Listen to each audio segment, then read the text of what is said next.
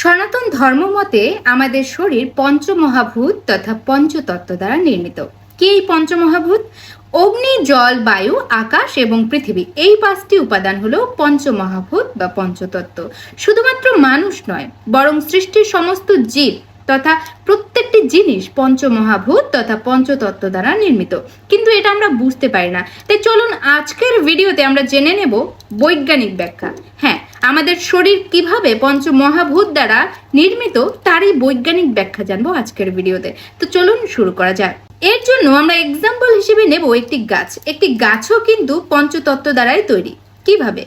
একটা গাছকে আমরা উপর থেকে বাইরে থেকে যখন দেখি, গাছের অংশটা কিন্তু শক্ত হয়, কিন্তু জানেন কি সেই গাছের শক্ত অংশটাও আসলে বায়ু দিয়েই নির্মিত। কিভাবে?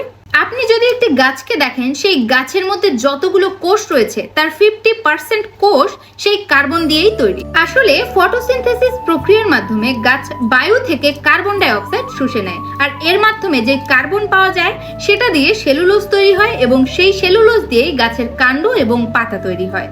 এছাড়াও একটি গাছের বেড়ে ওঠার কারণে পৃথিবী তথা মাটি থেকে বিভিন্ন প্রকারের মিনারেলস প্রয়োজন হয় এবং জলেরও প্রয়োজন হয়। সেই সাথে গাছটির অবস্থান করার জন্য কিন্তু স্পেসেরও প্রয়োজন হয়। তাই আপনি যদি গভীরভাবে দেখেন তাহলে বুঝতে পারবেন যে একটি গাছও আসলে সেই পঞ্চমহাভূত তথা পঞ্চতত্ত্ব দ্বারাই নির্মিত। আর যখন আপনি সেই গাছটিকে কেটে আগুনে জ্বালিয়ে দেন, তখন সেই গাছের ভেতরে অবস্থিত অগ্নিতত্ত্ব আগুনের রূপ নেয় এবং কার্বন বায়ু রূপে বের হয়ে যায়। আর সেই সাথে তার মধ্যে যে মিনারেলস গুলো ছিল সেগুলো ভস্ম রূপে আবারও পৃথিবীতে ফিরে আসে, এবং তার মধ্যে যে জল ছিল সেই জলটা বাষ্প রূপে আকাশে উড়ে যায়। অনেক ইন্টারেস্টিং না?